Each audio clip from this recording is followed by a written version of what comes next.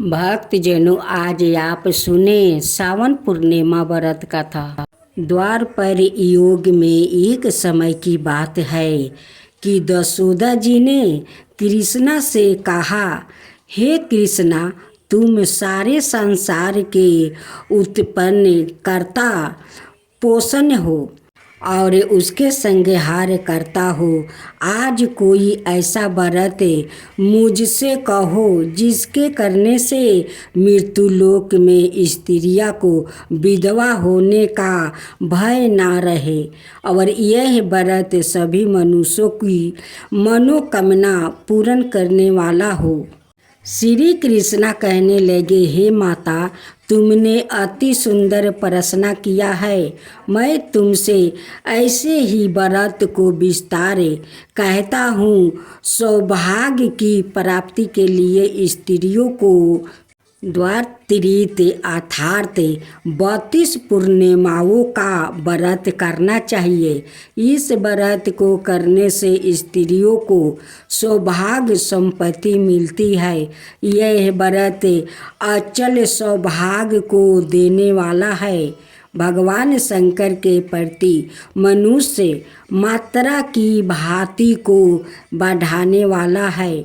यशोदा जी कहने लगी, हे कृष्णा, सर्वप्रथम इस व्रत को मृत्यु लोक में किसने किया था, इसके विषय विस्तार पूर्वक मुझसे कहो।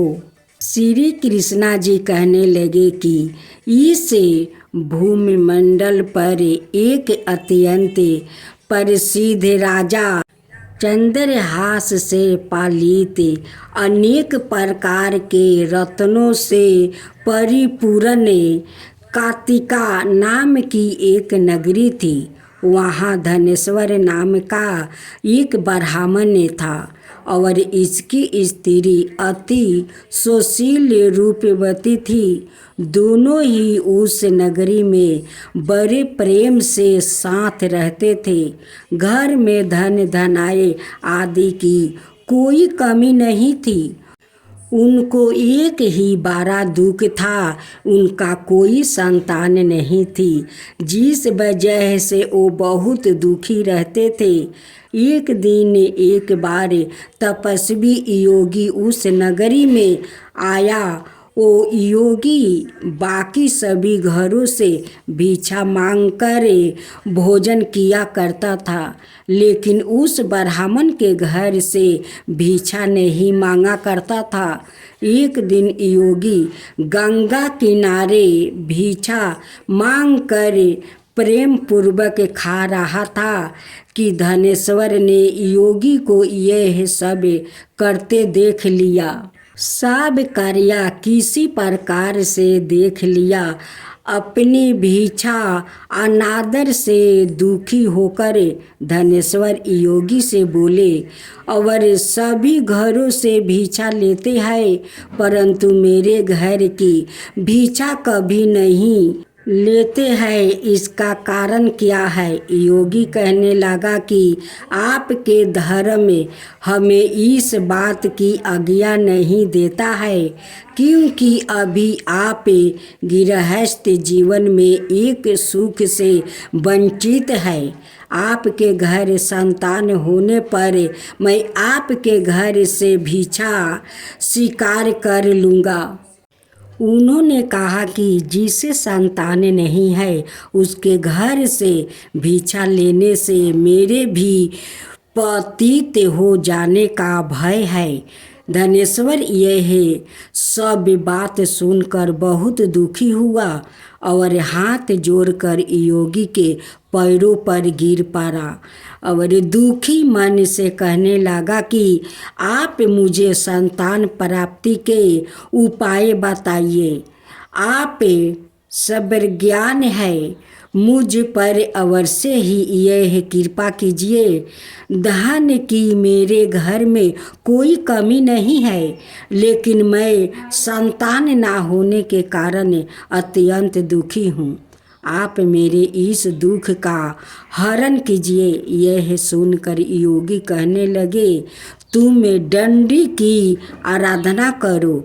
घर पहुंचकर उन्होंने यह सारी बात अपनी पत्नी को बताई और खुद वन में चला गया। वन में पहुंचकर उसने डंडी की आराधना की और उपवास की।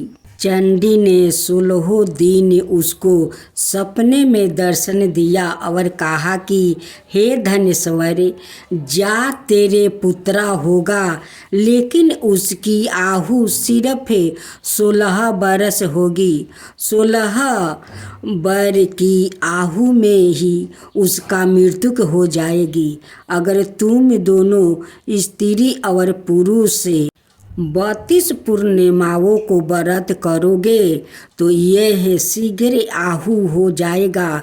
जितनी तुम्हारा सामर्थ्य हो उतने आँचे के दिए जलाकर शिव जी का पूजन करना, लेकिन पूर्णमासी 32 होनी चाहिए। सुबह होती ही तुम्हें इस स्थान के पास एक आम का पेड़ दिखाई देगा। उस पर चढ़कर एक फल तोड़कर अपने घर चले जाना। अपनी स्त्री का इस बारे में बताना। सुबह स्नान होने के बाद वो स्वच्छ होकर शंकर जी का ध्यान करके उस फल को खा लिया। तब शंकर भगवान की कृपा से उसको गर्व हो जाएगा। जब ब्राह्मण सुबह उठा तो उसे उस स्थान पर आम का पेड़ दिखाई दिया और वो उस फल को तोड़ने के लिए चढ़ा, लेकिन वहाँ पेड़ पर चढ़ नहीं पा रहा था। यह देखकर उसे बड़ी चिंता हुई। उसने भगवान गणेश की उपासना की और कहा, हे दयानिधे, अपने भक्तों के विघ्नों का नाश करके उनके मंगल कार्य को करने वाले, दृष्टि का नाश करने वाले, रिद्धि सिद्धि देने वाले आप मुझे इतना बल दे कि मैं अपनी मनोकामना पूरी कर सकूं। इसके बाद वो पेड़ से फल तोड़ कर अपनी पत्नी के पास पहुंचा। उसकी पत्नी ने अपने पति के कहे अनुसार इस फल को खा लिया और वो गर्भवती हो गई। देवी की कृपा से उसे बहुत सुंदर पुत्र पैदा हुआ। उनका नाम उन्हें देवी दास रखा। माता पिता के हर्ष और शोक के साथ वो बल बढ़ने लगा। भगवान की कृपा से बालक बहुत ही सुंदर था, सुशील और पढ़ाई लिखाई में भी बहुत ही निपुण था। दुर्गे जी के कथा अनुसार उसकी माता से 32 पूर्णमासिया का व्रत रखा। जैसे ही 16वां वर्ग लगा, दोनों पति पत्नी बहुत दुखी हुए, कहीं उनके पुत्र की मृत्यु ना हो जाए। उन्होंने सोचा कि अगर उनके सामने यह सब हुआ तो वो कैसे देख पाएंगे। तभी उन्होंने देवी दास के मामा को बुलाया और 1 बरस के लिए देवी दास को काशी में पढ़ने के लिए भेज दिया। 1 बरस के बाद उसे वापस लेकर आ जाने।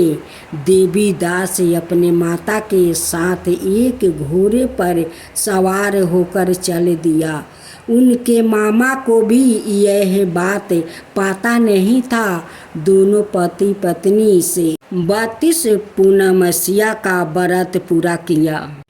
दूसरी तरफ मामा और भांजा दोनों रात गुजारने के लिए रास्ते में एक गांव में रुके।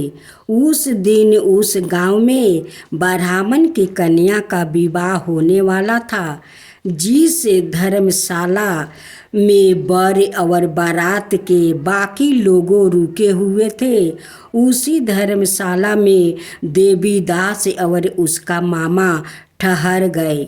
उधर कन्या को तेल आदि चढ़ाने के बाद जब लगन का समय आया तो वर की तबीयत खराब हो गई। वर के पिता ने अपने परिवार वालों से विचार विमर्श करके कहा कि यह देवीदास मेरे पुत्र जैसा ही है, मैं इसके साथ लगन कर दूं और बाद में बाकी सारे काम मेरे बेटे के साथ पूरे हो जाएंगे। ऐसे कहने के बाद वर के पिता देवीदास को मांगने के लिए उसके मामा के पास गया और उन्हें सारी बात बताई। मामा ने कहा कि कन्यादान में जो कुछ भी मिलेगा वो हमें दे दिया जाएगा। वर के पिता ने बात स्वीकार कर लिया। उसके बाद देवीदास का विवाह कन्या के साथ संपन्न हो गया। इसके बाद वो अपनी पत्नी के साथ भोजन ना कर सका और मन में विचार करने लगा कि ना जाने यह किसकी पत्नी होगी। यह सोचकर उसकी आँखों में आंसू आ गया। तब वधू ने पूछा कि क्या बात है, आप उदास क्यों है। तब उसने सारी बातें पत्नी को बता दिया। तब कन्या कहने लगी, यह ब्रह्म विवाद के विपरीत है। आप ही मेरे पति है, मैं आपकी पत्नी रहूंगी, किसी अन्याय की कभी नहीं। तब देवीदास ने कहा, ऐसा मत करिए, क्योंकि मेरी आहु बहुत कम है, मेरे बाद आपको क्या होगा। लेकिन उसकी पत्नी नहीं मानी और बोली, स्वामी आप भोजन कीजिए। दोनों रात में सोने के लिए चले गए। सुबह देवीदास ने पत्नी को 4 नागों से जोड़ी एक अंगूठी दिया और एक रुमाल दिया और बोला कि हे प्रिया, इसे लो और संकेत समझ कर अस्थिर चित हो जाओ। मेरे मरण और जीवन जानने के लिए एक पुष्पा बटिका बना लो। उसमें सुगंधी वाली एक नौ मल्लिका लगा लो। उसको प्रतिदिन जल से सींचा करो और आनंद के साथ खेलो कूदो। जिस समय और जिस दिन मेरा प्रांत होगा उस दिन यह फूल सूख जाएगा। जब यह फिर से हरे हो जाए तो जान लेना मैं जीवित हूँ। यह समझ कर वो वहाँ से चला गया। इसके बाद जब वर और बाकी बारातियों मंडप में आया तो कन्या ने उसे देखकर कही कि मेरा पति नहीं है, मेरे पति वो है जिनके साथ रात में विवाद हुआ था, उसके साथ मेरा विवाह नहीं हुआ है। अगर यह वो ही है तो यह बताए कि मैंने इसके क्या दिया है। साथ ही कन्यादान के समय को आभूषण मिले। उन्हें दिखाई कन्या की यह सारी बातें सुनकर वो कहने लगा कि मैं यह सब नहीं जानता। इसके बाद सारी बारात भी अपमानित होकर लौट गई। भगवान कृष्णा बोले, हे माता, इस प्रकार देवीदास काशी चला गया। कुछ समय जब बीत गया तो एक सर्प उसको डांसने के लिए वहाँ आया, लेकिन वो उसको काट नहीं पाया क्योंकि उसकी माता ने पहली ही 32 पूर्णिमा का व्रत कर लिया था। इसके बाद खुद काल वहाँ पहुँचा। भगवान की कृपा से तभी वहाँ माता पार्वती और भगवान गणेश आ गए। देवी दास को मूर्छित दशा में देखकर माता पार्वती ने भगवान शिव से प्रार्थना की कि महाराज, इस बालक की माता ने पहले ही 32 पूर्णिमा के व्रत कर लिया है, आप इसको प्राण दे दीजिए। भगवान शिव ने माता पार्वती के कहने पर उसे प्राण दान दे दिया। उधर उसकी पत्नी उसके कल की प्रतीक्षा कर रही थी। उसकी पत्नी ने जाकर देखा कि पुष्पा और पत्रा दोनों ही नहीं है, तो उसको बहुत आश्चर्य हुआ। और जब उसने देखा कि पुष्पा बटिका फिर से हरी हो गई है, तो वो समझ गई कि उसका पति जीवित हो गया है। इसके बाद वो बहुत ही प्रसन्न होकर अपने पिता से कहने लगी कि मेरे पति जीवित है, उनको ढूंढिए। जब 16वां बरस व्यतीत हो गई तो देवी दास भी अपने मामा के साथ काशी चल दिया। इधर उसकी पत्नी के परिवार वाले उन्हें ढूंढने के लिए जा रहे थे कि उन्होंने देखा कि देवी दास और उसका मामा उधर ही आ रहे थे। उसको देखकर उसके ससुर बहुत प्रसन्न हुआ और उसे अपने घर ले आया। वहाँ सारा बगर इकट्ठा हो गया। कन्या ने भी उसे पहचान लिया।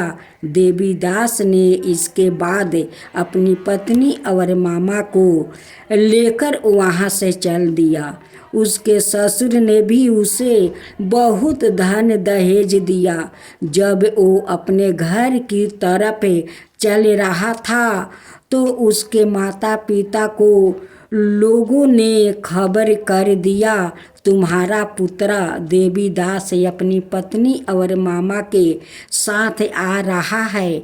ऐसा समाचार सुनकर पहले तो उन्हें विश्वास नहीं हुआ, लेकिन जब देवी दास आया और उसने अपने माता पिता को पैर छूकर तो देवी दास के माता पिता ने उनका माथा चूमा और दोनों को अपने सीने से लगा लिया। दोनों के आने की खुशी में धनेश्वर ने बहुत दान दक्षिणा ब्राह्मणों को दिया। श्री कृष्णा जी कहने लगे कि इस तरह धनेश्वर को 32 पूर्णिमा को व्रत के प्रभाव से संतान प्राप्ति हुआ। जो स्त्रियां इस व्रत को करती है वो जन्म जन्मांतरों तक विधवा का दुख नहीं भोगती है और सदाए सौभाग्यवती रहती है। यह मेरा वचन है। यह व्रत संतान देने वाला और सभी मनोकामनाओं को पूरा करने वाला है।